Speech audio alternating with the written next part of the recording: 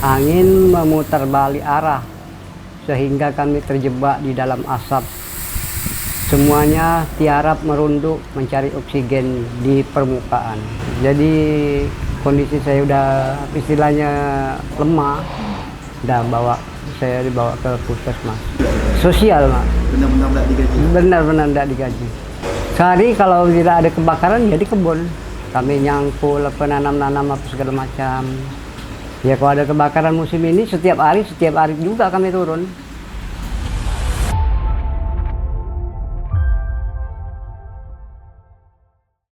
Di bawah langit kelabu, di antara asap dan jelaga mengalir deras di wajah yang penuh keringat oleh Pak Ali Kadri berusia 62 tahun.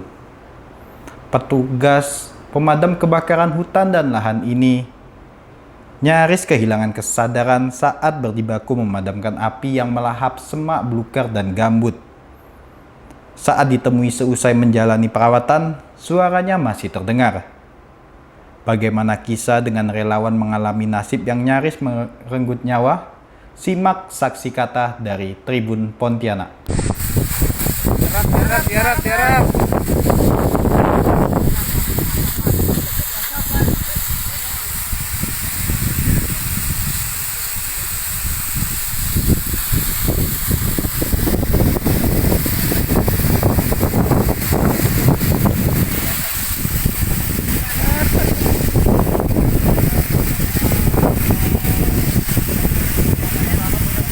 Perkenalkan, nama saya M. Ali Kadri, jabatan sebagai Ketua MPA Rasau Jaya Umum. Iya. Umur 62 tahun. Dan saya sedikit menceritakan kronologis kejadian Karhutla kemarin. Di situ memang betul-betul ya sangat pekat terasa asapnya. Angin memutar balik arah sehingga kami terjebak di dalam asap. Sehingga kawan-kawan MPA, Manggala Agni, KPH, ada beberapa personil di situ. Semuanya tiarap merunduk mencari oksigen di permukaan. Tidak lama kemudian kami keluar, kami dibantu oksigen dari kawan-kawan MPA, dari kawan-kawan Manggala Agni. Berarti saat kemarin tuh kondisinya tuh seperti apa? Hujan, angin, atau seperti apa? Dan angin. Asapnya seperti apa? Pada saat kami kejebak asap itu angin sangat kencang sekali. Memutar balik arah sehingga angin tersebut menghantam ke kami. Kami terjebak di dalam asap tersebut. Pak, kondisi itu tuh berapa lama Pak durasinya perkiraan Pak? Itu kalau sekitar 15 menit atau 20 menit ada itu. Angin kencang berserta asap yang hantam ke kawan-kawan. Padahal itu tidak ada hujan ya Pak? Tidak ada hujan. Pak, di situ ada berapa orang Pak waktu itu? Di situ ada berbelasan personil lah dari KPH, dari Manggala Agni, dan juga dari MPA. Dan Bapak saat itu posisinya sebagai apa dan lagi ngapain? Saya pas waktu itu lagi di belakang kawan-kawan. Jadi saya memang dilarang kawan-kawan megang noser ke depan. Jadi saya di belakang. Jadi juga ikut terjebak di dalam asap tersebut. Sehingga kami keluar dibantu oksigen dari Manggala Agni, dan malam harinya saya terkena langsung muntaber pada malam itu. Dan keesokan harinya Pak Camat membawa saya ke puskesmas, membawakan ambulan ke puskesmas, sehingga saya di puskesmas diinfus serta dipasang oksigen. Pak, saat di api itu berada ambang pingsan, apa sih Pak kondisinya pas setelah asap keluar? Badan Bapak tidak enak atau apa, atau pingsan bahkan Pak? Pingsan sih enggak, Pingsan, cuma perasaan ini susah narik napas, lemas, itu yang saya rasakan.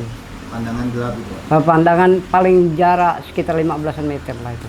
Gelap, Pak. Iya. Berarti pas itu tuh Bapak posisinya masih tetap madamkan api atau balik, Pak? Mutar arah balik dah saya. Balik semua, Balik. semuanya balik, emang? Iya. Tapi masih ada yang bertahan. Karena kami ini udah merasa udah tidak mampu menentang asap. Jadi saya keluar dibantu oksigen dari Manggala. Pak, kemarin kan sempat pingsan atau seperti apa, Pak? Anggota-anggota Bapak, Pak? Atau sesak napas atau apa, Pak? Beberapa orang, Pak? Hanya mengalami sesak napas. Sesak napas. Itu siapa, Pak, namanya? Ada nama kawan saya nama Dedi, itu juga sesak napas. Tapi tidak sampai pingsan, ya? Enggak sampai pingsan. Tapi yang kondisinya benar-benar parah, Bapak, ya? Iya. Malum kita udah umpak terumur juga. Pak, apa yang Bapak lakukan saat kondisi Bapak turun, Pak? Kondisi tubuhnya dari siang sampai malam sampai dibawa ke rumah sakit itu bisa ceritain, Pak? Sampai ke rumah. Itu pertama mengalami pusing, lemas dan mual. Nah, malamnya saya langsung kena muntaber. Kalau saya muntah itu terasa bau asap yang saya muntahkan. Nah, itu kendala yang saya alami pada saat itu.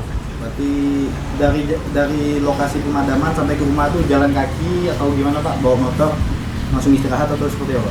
Masih mampu bawa motor, masih mampu, kan jarak masih dekat nih ke sini.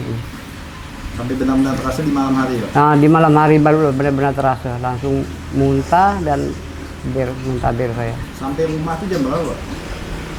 Sekitar jam 6 lah. Oke, ya. Habis kemas-kemas selang, saya udah tidak bisa membantu kawan-kawan untuk berkemas selang. Berarti habis dibawa, setelah itu dibawa ke rumah puskesmas itu jam berapa?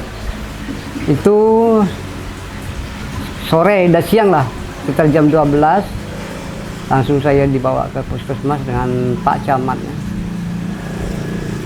Langsung bawa ambulan, Pak Camat bawa dokternya, periksa duduk di sini. Nah, jadi kondisi saya udah istilahnya lemah, udah saya dibawa ke puskesmas.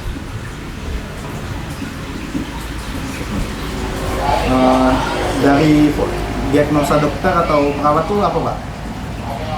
Menurut dokter cuma saya kekurangan cairan. Kekurangan cairan. Kekurangan cairan karena banyak muntah dan buang air tadi ini. Saya diimpus pada saat itu. Pak, setelah berapa hari ini kondisi Bapak seperti apa, Pak?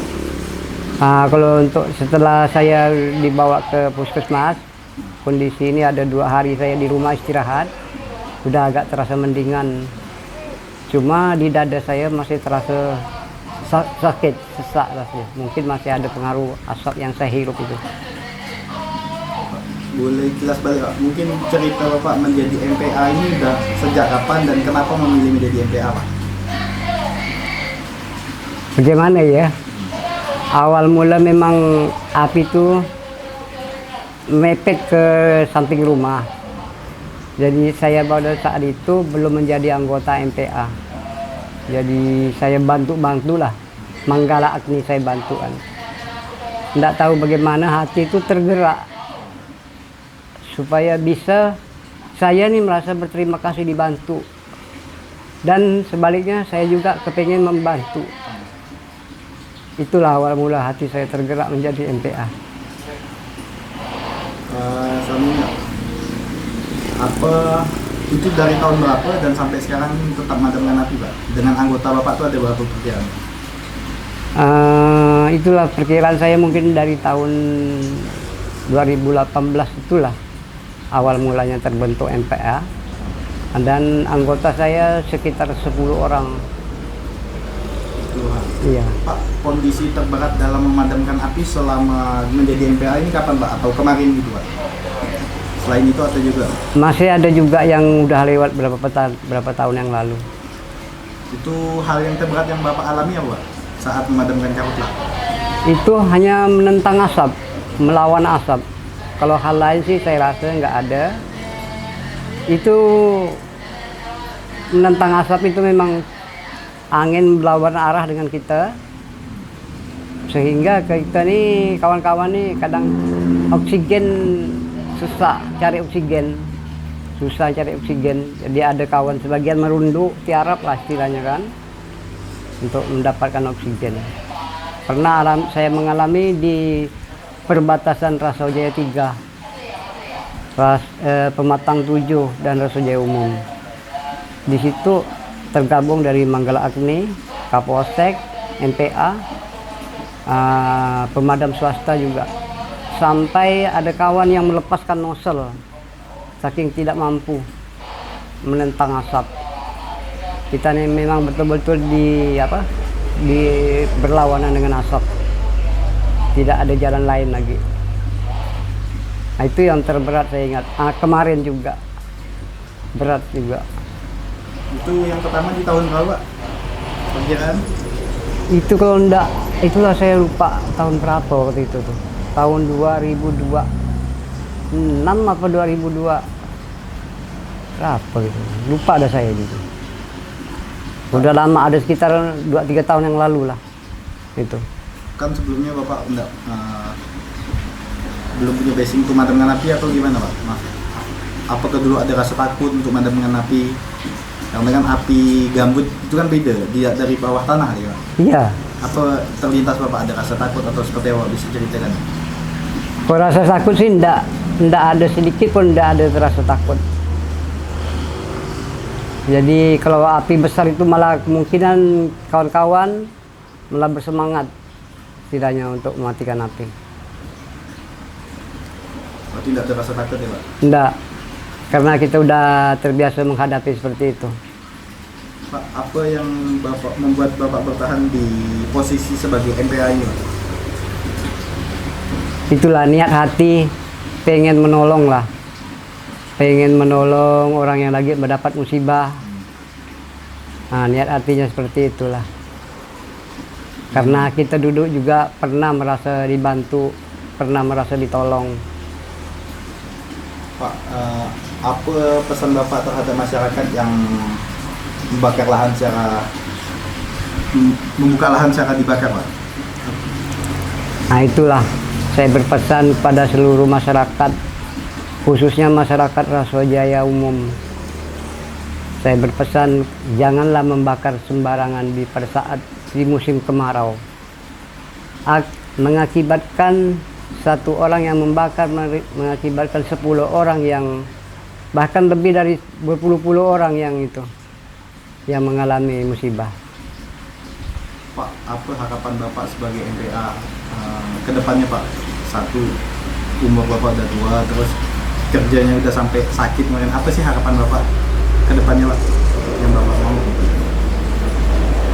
Kalau menurut harapan saya sih, ya mudah-mudahan ada pemerintah atau instansi yang terkait bisa sedikit menyisihkan atau mengulurkan tangan buat kawan-kawan MPA. MPA ini kerja sosial atau digaji lah? Sosial, Mak. Benar-benar tidak digaji? Benar-benar tidak digaji. Memang betul-betul sosial. Tapi sehari-hari Bapak itu sebagai apa, Pak, kerjanya? Sehari kalau tidak ada kebakaran ya di kebun. Kami nyangkul, nanam-nanam apa segala macam.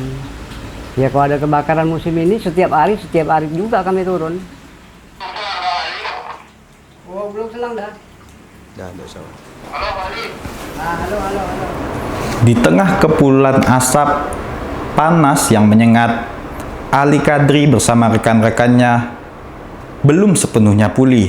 Panggilan tugas menunggu, karena bagi mereka memadamkan api bukan sekedar pekerjaan, melainkan pengabdian, meski nyawa jadi taruhannya. Saya Tripandito Wibowo, sampai jumpa program Saksi Kata berikutnya. Tribun X menghadirkan lokal menjadi Indonesia.